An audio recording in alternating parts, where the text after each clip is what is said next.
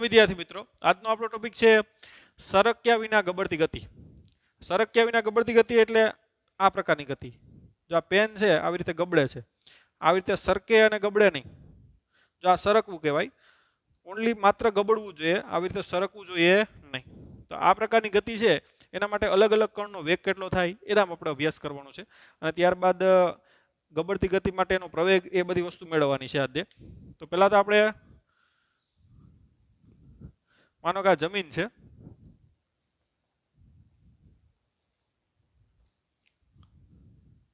અને આ રીતે કોઈ પડ્યું છે, ધ્યાન આપજો.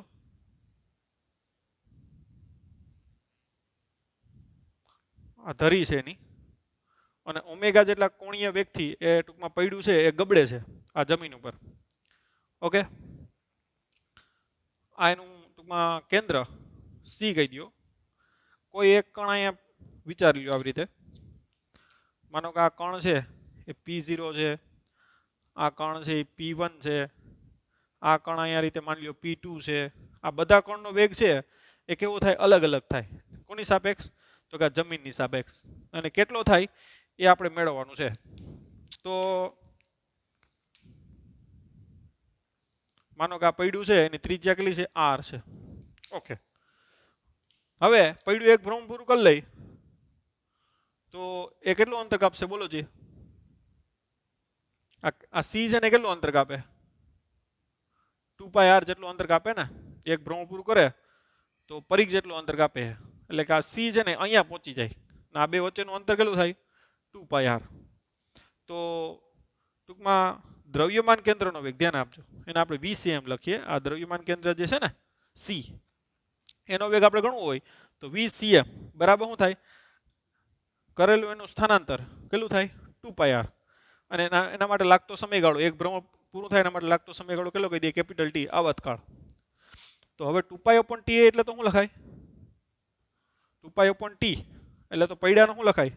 કોણીય વેગ ઓમેગા. માટે 2π/T એટલે ઓમેગા ઇન્ટુ R. એટલે VCM બરાબર શું લખાય? R omega. અહીં કેપિટલ R લખીએ આપણે, કેમ કે અહીંયા પૈડાની ત્રિજ્યા કેપિટલ R લખી, તો અહીં કેપિટલ R લખો. તો દ્રવ્યમાન કેન્દ્રનો જે વેગ છે કોની સાપેક્ષ? જમીનની સાપેક્ષ. એ કેટલો આવશે? R omega. બરાબર. કોનો? તો કે દ્રવ્યમાન કેન્દ્રનો વેગ.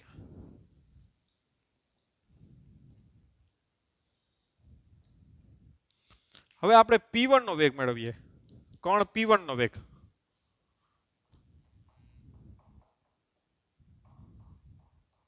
તો કણ P1 નો વેગ આપણે મેળવવો હોય જમીનની સાપેક્ષ, ધ્યાન આપજો. તો અહીંયા એનો જે વેગ છે એ માનો કે કણ P1 નો વેગ V1 છે. તો અહીંયા એના બે પ્રકારના વેગ હશે. એક તો VCM, જે ટૂંકમાં એની દિશા, ધ્યાન આપજો, VCM આ રીતે છે. તો ટૂંકમાં અહીંયા બે પ્રકારના વેગ થાય. એક કણનો, અને જે પડ્યું છે એ આગળ પણ વધે છે ને, ત્યાં ફરતું હોય તો માત્ર ટૂંકમાં એનો વેગ આ દાખલે કે હું કહી દઉં કે V1 આવે. તો પડ્યું ફરતું ફરતું આગળ પણ જાય છે. એટલે આ કણને છે ને બે વેગ હોય. એટલે ફરતું ફરતું આગળ જાય એટલે એક VCM અને બીજો કયો તો કે એને સ્પર્શકનો દિશાનો ઘટક. જો ત્યાં ફરતું હોય ને તો માત્ર એને V1 જ હોય. ફરતું ફરતું આગળ પણ જાય છે ને, એટલે એને આ કણને જમીનની સાપેક્ષ બે વેગ હોય. ક્યાં ક્યાં? એક તો એનો આ દ્રવ્યમાન કેન્દ્ર હશે એટલો જ આ દિશામાં હોય, પ્લસ એનો સ્પર્શક દિશાનો ઘટક V1. એટલે કણ P1 નો વેગ આપણે આ V1 ની જગ્યાએ એને આપણે સિમ્બોલ આપી દઈએ V'. ચાલો, એટલે કણ P1 નો વેગ V1 બરાબર એના બે વેગ હોય, બે એક જ દિશામાં થાય. એટલે એક VCM વત્તા શું થાય? V'. બરાબર. તો કણ P1 નો વેગ બંને એક જ દિશામાં છે, ધ્યાન આપજો. એક ગબડતું આગળ જાય છે પડ્યું, એટલે એક એને VCM હશે કણનો વેગ, પ્લસ એને કયું હશે? V'. અને V' એટલે આ કેન્દ્રને અનુલક્ષીને જે આપણે ટૂંકમાં મેળવી લઈએ. તો V1 બરાબર VCM એટલે શું છે? R omega. અને V' એટલે શું થાય? તો કે એની ત્રિજ્યા R છે અને એનો કોણીય વેગ કેટલો છે? ઓમેગા. એટલે રેખીય વેગ અને કોણીય વેગ વચ્ચેનો સંબંધ ખબર છે? V બરાબર R ઓમેગા.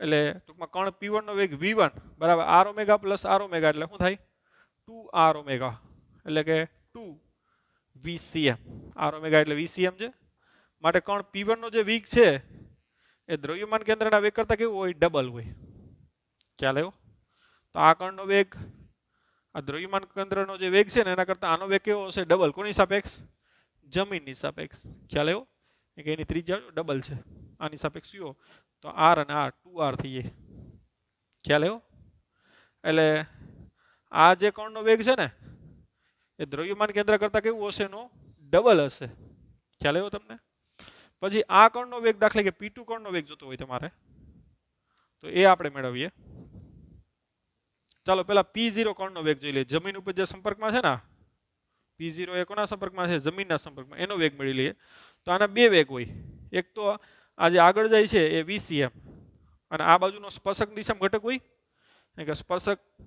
પૈડું આમ ફરે છે તો એનો સ્પર્શક આ દિશામાં થાય જેને આપણે V ડબલ ડેશ કહી દઈએ આ બંને પરસ્પર કેવા છે વિરુદ્ધ છે એટલે આપણે લખશું કણ P0 નો વેગ આપણે V0 કહી દઈએ તો V0 બરાબર શું થાય તો VCM minus V double dash શા માટે માઇનસ લખ્યું આપણે કેમ કે બંને પરસ્પર કેવા છે વિરુદ્ધ એટલે એનો સદિશ સરવાળો કરવો હોય તો આપણે વચ્ચે શું લખવું પડે માઇનસ તો VCM એટલે કેટલું છે r ઓમેગા અને V ડબલ ડેશ એટલે ધ્યાન આપજો એની ત્રિજ્યા પણ કેટલી છે આ કણની ત્રિજ્યા r છે અને એનો કોણીય વેગ ઓમેગા છે એટલે V ડબલ ડેશ બરાબર શું થાય r ઓમેગા એટલે r omega minus r omega એટલે કેટલું થાય 0 એટલે જે કણ ટૂંકમાં આપણે આગળ પણ જોઈ ગયા હતા કે જે કણ ટૂંકમાં જમીનના સંપર્કમાં હોય જે તે ટાઈમે ત્યારે એનો જે વેગ છે કોણીય વેગ એ કેવો હશે 0 હશે બરાબર તો આ જે છે સંપર્કમાં એનો જે વેગ છે એ કેવો હશે 0 રેખીય વેગ કોણીય વેગ નહીં પણ કેવો રેખીય એટલે ટૂંકમાં એનું જમીનની સાપેક્ષ કોઈ સ્થાનાંતર ના થતું હોય કેમ કે એ તો ટચમાં છે ને જમીનના તો જમીનના આ કણ છે એ સંપર્કમાં છે ને જે તે ટાઈમે એટલે એનો જે ટૂંકમાં તમે કયો રેખીય વેગ તો એ કેવો હશે 0 હશે હવે કણ P2 નો વેગ આપણે મેળવવો હોય કણ P2 નો વેગ તો ધ્યાન આપજો ખાસ ધ્યાન આપજો તમે હવે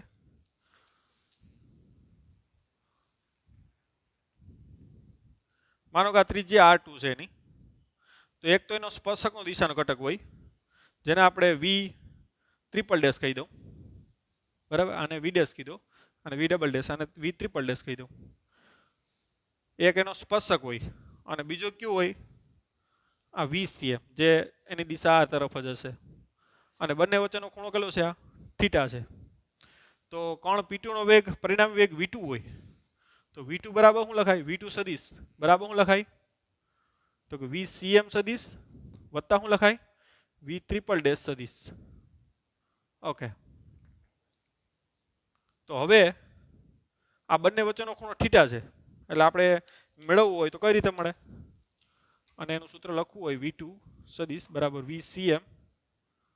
VCM બરાબર શું છે તો કે r ઓમેગા છે એટલે આપણે VCM જ લખીએ ને હવે એનો વચ્ચેનો ખૂણો થીટા છે એટલે આપણે એને જોઈન કરતા આવડે V2 બરાબર અંડર રૂટ આપણે ખ્યાલ છે VCM નો square plus V triple dash નો square plus 2 VCM V triple dash cos theta આપણે સદિશના આ રીતે જોઈન કરીએ છીએ એટલે આ રીતે કણ P2 નો વેગ આ રીતે ટૂંકમાં મળે ધ્યાન આપજો અને જ્યાં લખી નાખવાનું VCM બરાબર શું છે r ઓમેગા છે અને V ટ્રિપલ ડેશ બરાબર શું છે ધ્યાન આપજો એની ત્રિજ્યા R2 છે એટલે R2 ઇન્ટુ શું આવશે ઓમેગા તો એની કિંમત અહીંયા મૂકી અને તમે શું મેળવી શકો V2 મેળવી શકો આવી રીતે ગબોળતો પદાર્થ હોય ને એના દરેક અલગ અલગ જે આ બધા કણો છે ને એના જે વેગ છે કેવા થાય અલગ અલગ થાય ખ્યાલ આવ્યો અને અલગ અલગ કણના વેગ આવી રીતે મેળવી શકાય આપણે 3 કણ એવા જોયા એક જમીનના સંપર્કમાં હતું એક દ્રવ્યમાન કેન્દ્ર એક અહીં ટોચ ઉપરનું અને એક આ એ ત્રણેયના આપણે ઉદાહરણ લઈ અને ત્રણેય કણના આવી રીતે રેખીય વેગ મેળવી શકો તો આના ઉપરથી તમને એક ખ્યાલ આવ્યો કે ગબોળતો પદાર્થ હોય એના અલગ અલગ જે આ કણો છે ને એના વેગ કેવા આવશે અલગ અલગ અને એને આ રીતે ટૂંકમાં મેળવી શકાય જેના 3 કણના ઉદાહરણ આપણે આપ્યા બીજા બધા અલગ અલગ કણો છે એનો વેગ પણ તમે મેળવી શકો. દાખલા કે હવે આ લખી લ્યો, એક તમને બીજું ઉદાહરણ આપી દઉં કે આ કણનો વેગ કઈ રીતે ગણવો એમ. આ પદાર્થ છે આવી રીતે ગબડે છે, ત્રિજ્યા r છે, આ દ્રવ્યમાન કેન્દ્ર, એનો વેગ vcm બરાબર આપણે ખબર છે કેટલો થાય r ઓમેગા. ઓકે, હવે તમને કહે કે આ કણનો વેગ, ધ્યાન આપજો, આ કોઈ કણ છે, માનો કે આ કણ છે એ p1 કણ છે, એનો વેગ કેટલો? તો ધ્યાન આપજો, એનો એક તો સ્પર્શક દિશાનો ઘટક થાય જેને આપણે v કહી દો, ચાલો એનું નામ આપી દઈએ v ડેશ, અને બીજો કયો હોય એક ગબડે છે એટલે આ રીતે એક વેગ હોય. તો આ કણને ટૂંકમાં બે વેગ હોય કે પૈડું આગળ જાય છે એને કારણે આ એનો vcm એનું સ્થાનાંતર થાય છે આ રીતે, અને આ કણનો વેગ કેટલો હશે? દ્રવ્યમાન કેન્દ્રના વેગ જેટલો. એટલે એક વેગ આ હોય અને એક વેગ ટૂંકમાં ભ્રમણ કરે છે ગોળ ગોળ, એટલે એક વેગ એના આ હોય સ્પર્શક દિશામાં, અને બંને વચ્ચેનો ખૂણો કેટલો છે? 90. હવે ટૂંકમાં એનો પરિણામી વેગ p1 કણનો પરિણામી વેગ, દાખલા કે આપણે v1 કહી દઈએ તો v1 બરાબર શું લખાય? vcm સદિશ વત્તા શું લખાય? v ડેશ સદિશ, અને એની વચ્ચેનો ખૂણો કેટલો છે? 90. એટલે આપણે એને જોઈન્ટ કરતા આવડે છે તો v1 બરાબર શું લખાય? અંડર રૂટ vcm નો સ્ક્વેર પ્લસ v ડેશ નો સ્ક્વેર. હવે vcm એટલે શું છે? અહીં vcm એટલે શું છે? r ઓમેગા, અને v1 ડેશ એટલે ધ્યાન આપજો, v1 ડેશ એટલે એની ત્રિજ્યા r છે અને કોણીય વેગ કેટલો છે? ઓમેગા છે. એટલે v1 ડેશ એટલે પણ શું થાય? r omega. માટે બેની કિંમત મૂકી દો, r square omega square plus r square omega square, એટલે 2r સ્ક્વેર ઓમેગા સ્ક્વેર, એટલે √2 r ઓમેગા અથવા તો √2 vcm. તો આ રીતે કણ p1 નો વેગ તમારે મેળવવો હોય તો એ કેટલો થશે? √2 vcm અથવા તો √2 r ઓમેગા. તો આવી રીતે અલગ અલગ કણનો વેગ તમને આ રીતે તમને આપી શકે, બરાબર. તો ક્યારેક તમને અહીંયા આપી દે કણ ટૂંકમાં r/2 અંતરે, આ જે r/2 અંતર કેટલો હશે? તો આના બે વેગ હોય, એની વચ્ચેનો ખૂણો 90 થાય. અહીં ધ્યાન આપજો, અહીંયા r/2 થાય, તો અહીંયા જે ટૂંકમાં આ કણનો વેગ લેવાનો થાય અહીંયા r/2 આવે, બાકી કોઈ ચેન્જ આવશે નહીં. તો આ કણનો વેગ મેળવવાનો કહે તો એની ત્રિજ્યા જે હોય એ લેવાની, આ કણનો વેગ કરો કહે તો એમાં અંતર r લેવાનું થાય, બરાબર. અને ક્યારેક અહીંયા આ કણ હોય, દાખલા કે અહીંયા કણ હોય તો તમારે અહીંયા ધ્યાન આપજો, એક સ્પર્શક દિશાનો થાય ને એક આ થાય, અને એની વચ્ચેનો ખૂણો આવી રીતે 30 આપી દે, 60 આપી દે, 45 આપી દે, તો આ રીતે ટૂંકમાં એને મેળવવાનું થાય. તો આ ખાસ વસ્તુ નોટ કરજો, આ બધી વસ્તુ છે એ ટૂંકમાં આના બેઝથી નીટ અને JEE ક્વેશ્ચનો આ રીતે પૂછાઈ શકે કે ભાઈ આ કણનો વેગ કેટલો, આ કણનો વેગ કેટલો. તો સ્પષ્ટ સ્વરૂપે મેં તમને 4-5 કણના વેગ કેવી રીતે મેળવવા અલગ અલગ રીતે એ તમને શીખવાડ્યું. ઓકે, લખી લો. હવે નેક્સ્ટ ટોપિક લખજો, ટાઇટલ લખજો, સરક્યા વિના ગબડતી ઘટી માટે આપણે પહેલા ગતિ ઉર્જા મેળવશું, ત્યારબાદ એનો વેગ મેળવશું અને પ્રવેગ મેળવશું. તમને જ્યાં સુધી ટોપિકમાં પૂછે ત્યાં સુધી તમારે લખવાનું થાય. પહેલાં આપણે ગતિ ઉર્જા મેળવશું, ત્યારબાદ એનો વેગ મેળવશું, પ્રવેગ મેળવશું. તમને એક્ઝામમાં જ્યાં સુધી પૂછે કે ભાઈ ગતિ ઉર્જા સુધી મેળવો તો ત્યાં સુધી લખવાનું થાય, એનો વેગ મેળવો તો ત્યાં સુધી, અને એનો પ્રવેગ મેળવવાનું થાય તો ત્યાં સુધી મેળવવાનું થાય.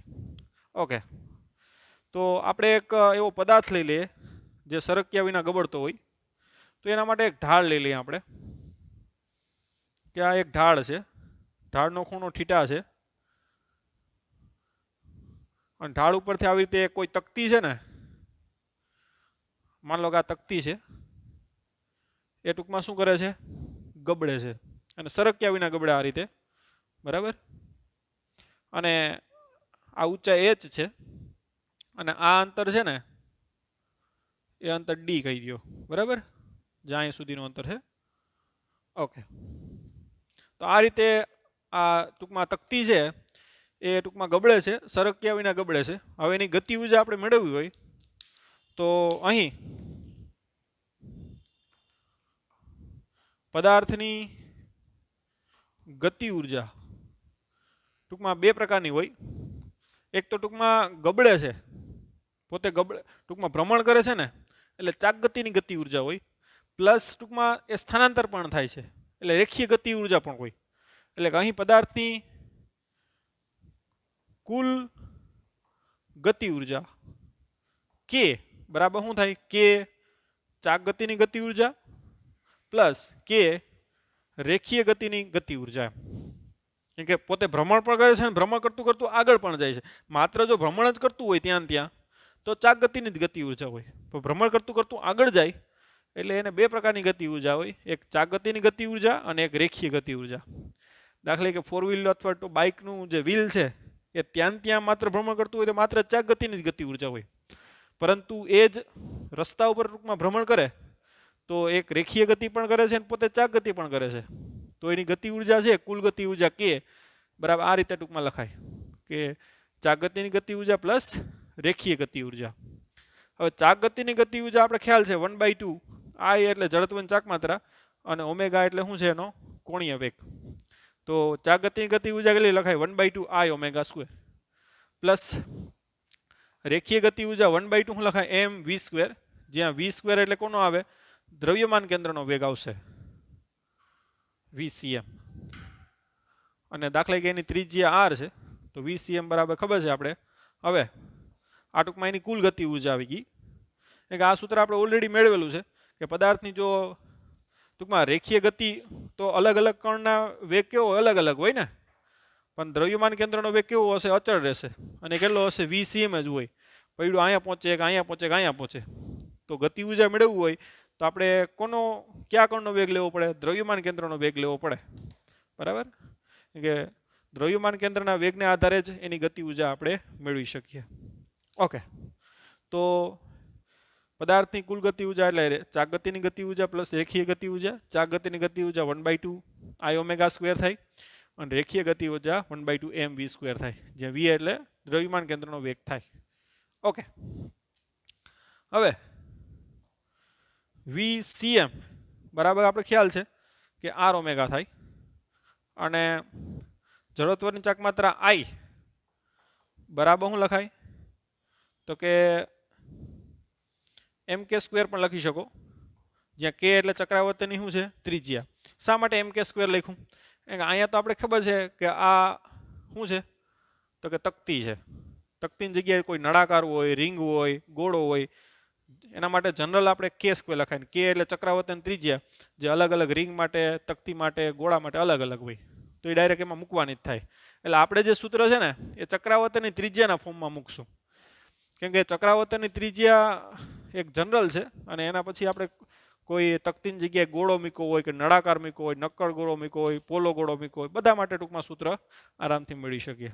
એટલે આપણે I બરાબર મેં અહીંયા હું આમ પણ લખી શકતો હતો કે ભાઈ તકતી છે તો 1/2 હું મૂકી દઉં એમાં સ્ક્વેર મૂકી દઉં, પણ જનરલ મારે સૂત્ર મેળવવું છે એટલે હું મૂક્યું mk સ્ક્વેર, જ્યાં k એટલે ચક્રાવર્તનની ત્રિજ્યા, જે રિંગ માટે, ગોળા માટે, આ રીતે બધા માટે અલગ અલગ થાય, ડાયરેક્ટ સૂત્ર ઉપરથી બધાનું જનરલ મળે બરાબર.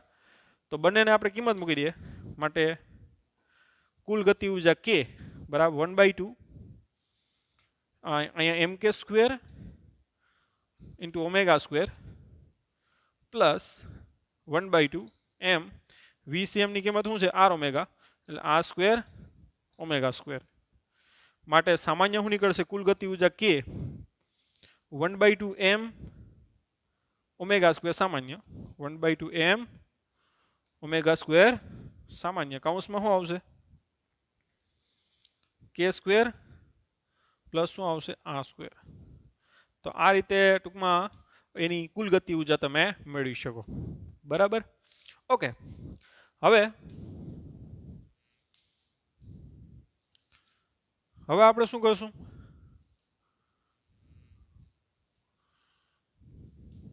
અને જો વેગના ફોર્મમાં લખવું હોય ધ્યાન આપજો તો અહીંયા ઓમેગા સ્ક્વેરની કિંમત મૂકવી પડે. તો વેગના ફોર્મમાં લખવું હોય ને vcmના ફોર્મમાં તો આ ઓમેગાના સ્વરૂપમાં લખવું. આપણે જો વેગના ફોર્મમાં લખવું હોય તો આ રીતે લખી શકાય કે ગતિ ઉર્જા k બરાબર 1/2 I બરાબર શું લખી નાખશું આપણે mk સ્ક્વેર. ધ્યાન આપજો આ જે I છે ને એના બરાબર હું લખી નાખ્યું મેં mk સ્ક્વેર, અને ઓમેગાની કિંમત શું થાય VCM ના છેદમાં R એનો વર્ગ શું થાય? તો VCM નો સ્ક્વેર ના છેદમાં શું આવશે? R square. અને આને આપણે એમને એમ રાખી દઈએ તો 1/2 શું આવશે? 1/2 m VCM નો સ્ક્વેર. તો આમાંથી સામાન્ય શું નીકળે? 1/2 m VCM નો સ્ક્વેર સામાન્ય નીકળે. કૌંસમાં શું આવશે? k square upon r square plus 1. એટલે આમ પર લખાય 1/2 m VCM નો square k square plus r square ના છેદમાં શું આવશે? r square. આ રીતે પણ ગતિ ઉર્જા લખાય. આ ગતિ ઉર્જા છે ઓમેગા સ્ક્વેરના સ્વરૂપ ફોર્મમાં છે અને આ ગતિ ઉર્જા VCM ના ફોર્મમાં છે. બરાબર? ઓકે, તો આ રીતે પણ તમે લખી શકો. બુકમાં આ રીતે આપ્યું એટલે આ રીતે પણ મેં તમને તારવીને બતાવ્યું. તો આ થઈ ગઈ ગબડતા પદાર્થ માટે કુલ ગતિ ઉર્જા. હવે આપણે એનો વેગ મેળવશું. તો અહીંયા ધ્યાન આપજો. અહીંયા એ ગબડે છે. અહીંયા ટૂંકમાં એનો જે શરૂઆતનો વેગ છે V0 એ 0 છે, સ્થિર છે. અને ટૂંકમાં એની પાસે શું છે? સ્થિતિ ઉર્જા કેટલી છે? તેની ઊંચાઈને કારણે એની પાસે સ્થિતિ ઉર્જા U બરાબર કેટલી છે? mgh. અને આ સ્થિતિ ઉર્જાનું કેમાં રૂપાંતર થાય છે? બે પ્રકારની ગતિ ઉર્જા એને મળે છે. એટલે સ્થિતિ ઉર્જા બરાબર શું આવશે? કુલ ગતિ ઉર્જા આવશે. કેમ કે બે પ્રકારની ગતિ ઉર્જા મળે ને એને, એક ચાક ગતિની ને એક રેખીય. તો સ્થિતિ ઉર્જાનું કેમાં રૂપાંતર થાય? ગતિ ઉર્જામાં રૂપાંતર થાય. એટલે અહીંયા લખાય mgh બરાબર કુલ ગતિ ઉર્જા. જો આ મેળવીને આપણે એ મૂકી દો અહીંયા માટે શું આવશે? 1/2 m VCM નો square k square plus r square ના છેદમાં શું આવશે? r square. બરાબર? એટલે ટૂંકમાં m કેન્સલ થાય. તો આ રીતે VCM બરાબર શું લખશું?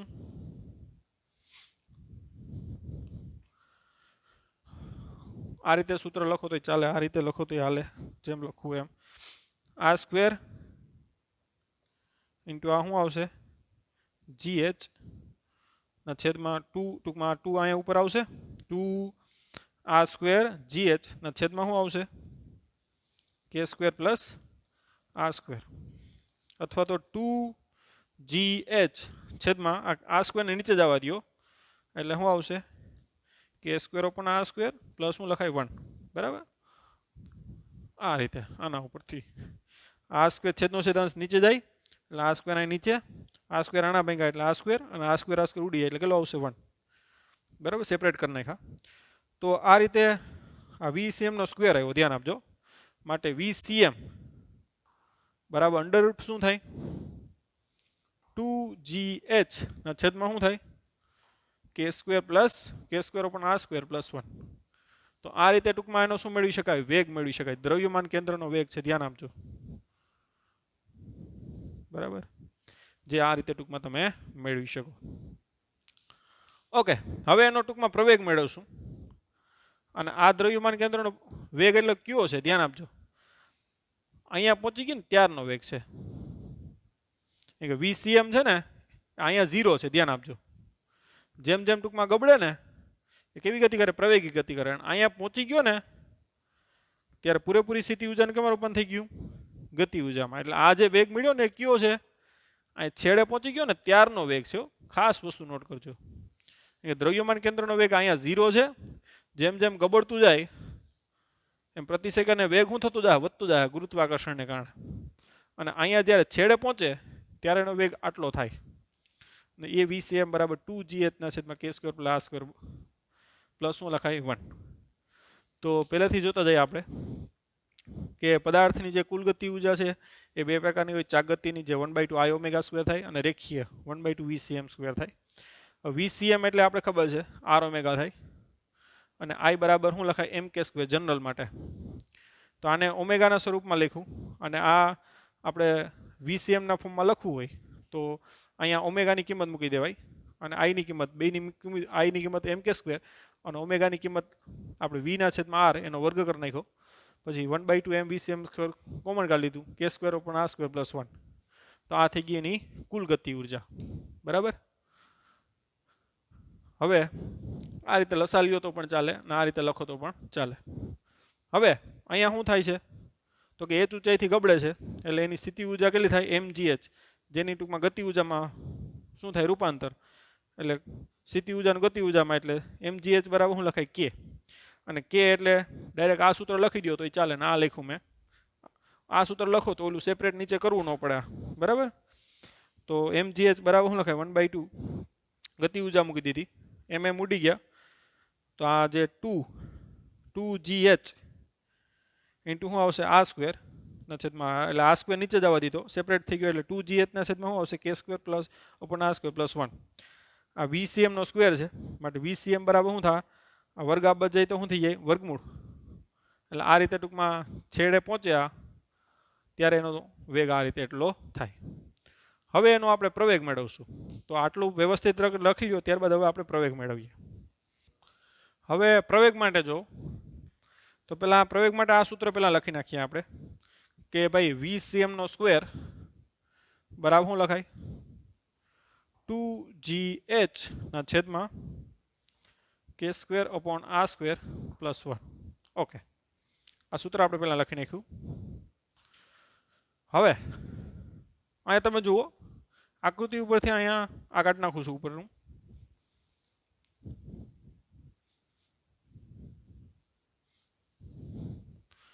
આકૃતિ ઉપરથી sin થીટા બરાબર શું લખાય સામેની બાજુના છેદમાં કર્ણ, કર્ણ એટલે કેટલો આવશે d, માં h બરાબર શું આવશે d sin થીટા, બરાબર,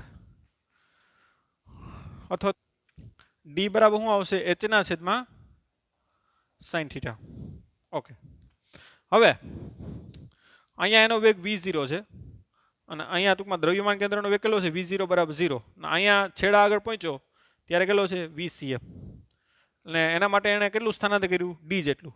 તો આપણે અચળ પ્રેરિત ગતિનું સૂત્ર ખબર છે કે ભાઈ અંતિમ વેગનો સ્ક્વેર એટલે કે VCM નો સ્ક્વેર માઇનસ v0 નો સ્ક્વેર બરાબર શું લખાય 2 એનો પ્રવેગ a 2ad, VCM નો સ્ક્વેર માઇનસ v0 નો સ્ક્વેર બરાબર 2ad લખાય, કારણ કે d જેટલું ટૂંકમાં સ્થાનાંતર થઈ જાય ત્યારબાદ એનો વેગ v0 થી કેટલો થઈ જાય VCM થઈ જાય. તો અંતિમ વેગનો સ્ક્વેર એટલે VCM નો square minus v0 square 2ad, જ્યાં a એટલે શું છે એનો રેખીય પ્રવેગ, દ્રવ્યમાન કેન્દ્રનો રેખીય પ્રવેગ. ACM પણ લખો, અહીંયા a લખો તો ચાલે. તો VCM નો સ્ક્વેર આ તો 0 છે બરાબર શું આવશે 2ad, તો VCM નો સ્ક્વેર ની કિંમત મૂકી દો 2ad, માટે 2ad બરાબર શું લખાય 2gh ના છેદમાં k square upon r square plus 1. હવે d ની કિંમત મૂકી દઈએ આપણે, d એટલે શું છે h ના છેદમાં sin થીટા, માટે 2 જો આ 2 કેન્સલ થઈ જાય, a d ની કિંમત કેટલી થાય h ના છેદમાં sin થીટા બરાબર શું થાય અહીંયા gh ના છેદમાં k square plus r square plus 1. તો હવે આ h શું થઈ જાય ઉડી જાય, માટે જે આ પ્રવેગ a બરાબર શું આવશે g sin થીટા, આ sin થીટા અહીંયા આવી જાય, g sin થીટા ના છેદમાં શું આવશે k square upon r square plus 1.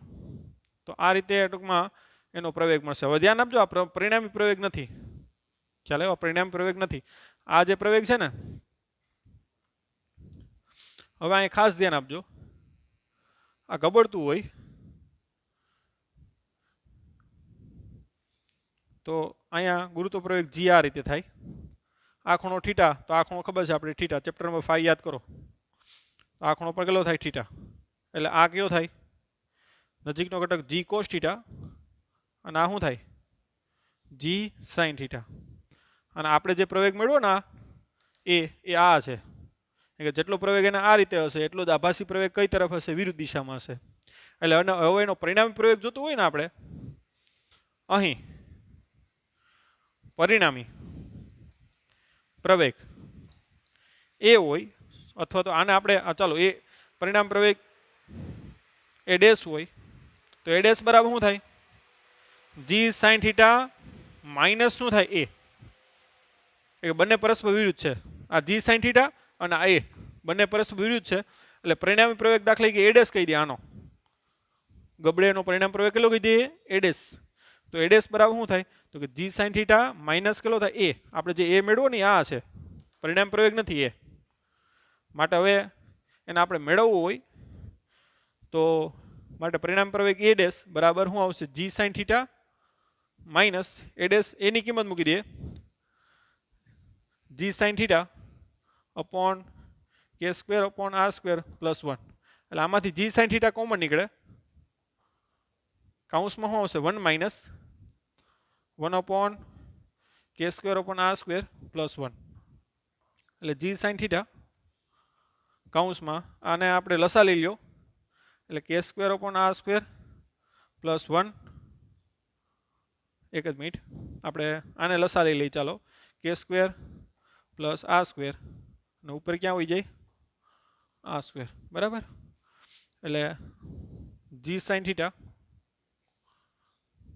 કે square plus r square minus શું થાય આર સ્ક્વેર ના છેદમાં શું આવશે k square plus r square, રેડી લસા લીધો, આર સ્ક્વેર શું થઈ જાય ઉડી જાય, એટલે જી સાઇન થીટા ઉપર કે સ્ક્વેર આવશે નીચે શું આવશે k square plus r square, એટલે કે સ્ક્વેર પાછું નીચે જવા દો સેપરેટ કરી નાખો તો શું આવશે જી સાઇન થીટા ના છેદમાં કે સ્ક્વેર નીચે જાય ને એટલે કે સ્ક્વેર ઓપન કે સ્ક્વેર એટલે 1 થાય આર સ્ક્વેર ઓપન કે સ્ક્વેર, તો ધ્યાન આપજો આ પરિણામ પ્રવેગ આવ્યો એને આપણે આ રીતે મૂકવાનો છે, આ પ્રવેગમાં ધ્યાન દો કે સ્ક્વેર ઓપન આર સ્ક્વેર આવે ને આમાં જો આર સ્ક્વેર ઓપન કે સ્ક્વેર આવે, ખાસ સૂત્ર આ બે એક નથી જો, અને આ છે ને એ જ આપણું શું છે પરિણામ પ્રવેગ, એનું સૂત્ર યાદ રાખવાનું છે જી સાઇન થીટા ના છેદમાં 1 પ્લસ ત્રિજ્યાનો સ્ક્વેર ઉપર આવે ચક્રાવર્તીની ત્રિજ્યાનો સ્ક્વેર નીચે આવે, એટલે જ્યાં આર છે એ પદાર્થની શું છે ત્રિજ્યા, પદાર્થ તરીકે રિંગ હોઈ શકે ગોળો હોઈ શકે નળાકાર હોઈ શકે, એટલે આપણે શું લખું પદાર્થની ત્રિજ્યા, અને કે એટલે શું છે ચક્રાવર્તનની ત્રિજ્યા, તો આ રીતે ગબડતા પદાર્થ માટે આપણે 3 વસ્તુ મેળવી, ગતિ ઉર્જા કહી તો ત્યાં સુધી લખવાનું, વેગ કહી તો મેં ત્યાં સુધી કીધું ત્યાં સુધી મેળવવાનું થાય, અને પ્રવેગ કહી તો અહીંયા સુધી આપણે મેળવવાનું થાય, આવી રીતે આમાંથી 3 ટોપિક બને બરાબર ગબડતા પદાર્થ માટે, ટૂંકમાં ગતિ ઉર્જા વેગ અને પ્રવેગ. તો પહેલાં આપણે આજના શરૂઆતના ટોપિકમાં શું જોઈએ તો ગબડતા પદાર્થ માટે અલગ અલગ કણની શું જોયો તો કે વેગ જોયા, તો એના માટે એક આખો ટોપિક થયો, ત્યારબાદ ગબડતા પદાર્થ માટેની ગતિ ઉર્જા જોઈ, ત્યારબાદ એનો વેગ જોયો અને ત્યારબાદ એનો પ્રવેગ, આ પ્રવેગનું સૂત્ર છે એ યાદ રાખવાનું છે, અને એ સૂત્ર ઉપરથી જેડબલ્યુ અને નીટમાં અલગ અલગ પ્રકારની એમસીક્યુ પૂછાતી જ હોય છે. ઓકે, તો લખી નાખો વ્યવસ્થિત. હવે કોઈ ઉદાહરણ લઈ લઈએ આપણે, માનો કે આ પદાર્થ છે એ તકતી છે, તકતીની ત્રિજ્યા આ છે એનું દળ એમ છે, તમને એમ કહે કે ગબડે છે ને એ ઊંચાઈથી ગબડે છે અને ખૂણો આ થીટા છે, તો તમને એમ કહે કે એનો પ્રવેગ મેળવો બરાબર, તો પ્રવેગ આપણે મેળવવો હોય તો આપણે ખ્યાલ છે કે એનો પરિણામી પ્રવેગ એ બરાબર શું થાય કે જી સાઇન થીટા યાદ કરજો છેદમાં 1 પ્લસ ઉપર ત્રિજ્યાનો વર્ગ આવે નીચે ચક્રાવર્તનની ત્રિજ્યાનો વર્ગ આવે, ખાસ ધ્યાન આપજો. હવે આપેલ પદાર્થ તકતી છે તો તકતી માટે ચક્રાવર્તનની ત્રિજ્યા કેટલી આમ, તો તકતી માટે આપણે જડત્વની ચાકમાત્રા આઈ ખબર છે, ધ્યાન આપજો આ અક્ષને લક્ષીને ભ્રમણ કરે છે, તો એના માટે આઈ બરાબર આપણે ખ્યાલ છે એમ કે સ્ક્વેર થાય બરાબર શું લખાય 1/2 એમ આર સ્ક્વેર, દળ એનું સ્મોલ એમ લઈ લ્યો આપણે, તો ચક્રાવર્તન ત્રિજ્યા આઈ બરાબર એમ કે સ્ક્વેર પણ લખાય, અને જડત્વની ચાકમાત્રા આઈ બરાબર શું લખાય 1/2, આપણે ખ્યાલ છે કે એની દ્રવ્યમાન કેન્દ્રમાંથી પસાર થતી અક્ષ છે અને લંબ એને લક્ષીને જડત્વની ચાકમાત્રા ખબર છે 1/2 એમ આર સ્ક્વેર થાય, તો એમ કેન્સલ થાય, માટે ટૂંકમાં તકતી માટે લખજો તકતી માટે ચક્રાવર્તની ત્રિજ્યાનો વર્ગ કે સ્ક્વેર બરાબર શું લખાય આર સ્ક્વેર બાય 2, એટલે અહીં લખવું પડે તમારે, માટે એનો પ્રવેગ એ બરાબર શું લખાય જી સાઇન થીટા ના છેદમાં 1 પ્લસ આર સ્ક્વેર, અને કે સ્ક્વેરની કિંમત કેટલી લખાય આર સ્ક્વેર બાય 2, એટલે છેદનો છેદ અંશ, એટલે આર સ્ક્વેર ઉડી જાય તો શું આવશે જી સાઇન થીટા ના છેદમાં શું આવશે 1 + 2 એટલે કેટલા થાય 3, માટે એનો પ્રવેગ કેટલો આવશે જી સાઇન થીટા ના છેદમાં 3, અને ક્યારેક તમને એમ કહી દે કે ભાઈ ખૂણો 30નો છે તો પ્રવેગ કેટલો એમ, તો એ બરાબર જી સાઇન 30 ના છેદમાં 3 સાઇન 30 કેટલા થાય 1/2 એટલે 10 મૂકી દો એપ્રોક્સિમેટલી 1/2 ના છેદમાં 3 એટલે 5/3 મીટર પર સેકન્ડ સ્ક્વેર. તો આ રીતે પણ તમને પૂછી શકે. હવે એની જગ્યાએ ટૂંકમાં તકતીની જગ્યાએ ટૂંકમાં તમને ક્યારેક રિંગ આપે તો રિંગ માટે અહીંયા એમાં સ્ક્વેર આવે. પછી ત્યારે દાખલા કે નક્કર ગોળો આપે. હાલો નક્કર ગોળા માટે કેટલું? તો નક્કર ગોળા માટે આપણે ચક્રાવર્તની ત્રિજ્યા મેળવી હોય નક્કર ગોળા માટે સૂત્ર જડત્વની ચાકમાત્રાનું શું થાય I બરાબર mk². જનરલ સૂત્ર બધા માટે આ લખાય પણ નક્કર ગોળા માટે જડત્વની ચાકમાત્રા I બરાબર શું લખાય 2/5 m² માટે mm ઉડી જાય તો નક્કર ગોળા માટે k² બરાબર શું લખાય 2/5r². તો નક્કર ગોળા માટે ટૂંકમાં હવે એ મેળવવું હોય તો એ બરાબર શું થાય g sin θ ના છેદમાં 1 + ધ્યાન આપજો r² upon k². એટલે k² ની કિંમત કેટલી થાય 2/5 એટલે 5 ઉપર વહી જાય r² કેન્સલ થાય એટલે g sin θ ના છેદમાં શું આવશે 5/2 + 1 એટલે કેટલા આવશે 5 ને 2 7/2 એટલે ઉપર આવશે 2g sin θ ના છેદમાં 7. તો આ કોના માટે થાય તો કે નક્કર ગોળા માટે સ્ફિયર. તો આ રીતે અલગ અલગ પદાર્થ માટે ટૂંકમાં એ તમે એના પ્રવેગ મેળવી શકો. હવે તમે અહીં નોટ કરો કે તકતી માટે છે એ છેદમાં 3 આવે છે અને ગોળા માટે છેદમાં 7 આવે છે એટલે કયો પ્રવેગ વધારે કહેવાય તકતીનો. આમ તકતી છે એ ફાસ્ટ ગબડશે ગોળો છે આવી રીતે ધીમે ધીમે ગબડશે. ગોળાની જડત્વની ચાકમાત્રા વધારે થાય તો I આલ્ફા કરો ને તો જડત્વની ચાકમાત્રા વધારે થાય તો જે કોણીય પ્રવેગ મળશે એ કેવો મળશે ઓછો અને રેખીય પ્રવેગ પણ કેવો મળે ઓછો મળે. આ જે પ્રવેગ છે એ રેખીય પ્રવેગ છે ધ્યાન આપજો. સોરી આ ગોળા માટે ક્યાં ગયું 7 વાળું ઓકે બરાબર. જડત્વની ચાકમાત્રા વધી જાય તો એનો પ્રવેગ શું થાય ઘટે. તકતીની જડત્વની ચાકમાત્રા ઓછી હોય તો ટૂંકમાં એનો પ્રવેગ છે એ કેવો હશે વધારે હશે કારણ કે આના છેદમાં 3 આવે છે આના છેદમાં કેટલા આવે છે 7. તો એ પણ ટૂંકમાં બધી તમે સરખામણી કરી શકો. તો આ ટાઈપના ક્વેશ્ચન પૂછાય. આ બેઝિક છે. હજી પણ આપણે અલગ અલગ ટાઈપના જે ક્વેશ્ચન છે JEE અને નીટના જે આપણે ખાસ તૈયારી કરશું ત્યારે એ ક્વેશ્ચન આપણે જોશું. આ તમને હિન્ટ મળી જાય એટલે હવે તમે ક્વેશ્ચન આના ઉપરથી તમારી જાતે પણ તમે સોલ્વ કરી શકો. તો આજના લેક્ચરમાં ટૂંકમાં આપણે બધી હવે ચેપ્ટર અહીંયા આપણું એન્ડ અપ થાય છે. હવે જે ઉદાહરણના દાખલા બાકી રહેતા હોય એ અને ત્યારબાદ આપણે સ્વાધ્યાયના દાખલા જોવાના છે. તો નેક્સ્ટ લેક્ચરમાં આપણે ઉદાહરણના દાખલા બાકી છે એ જોશું ત્યારબાદ સ્વાધ્યાયના દાખલા જોશું. ત્યાં સુધી bye bye take care have nice day.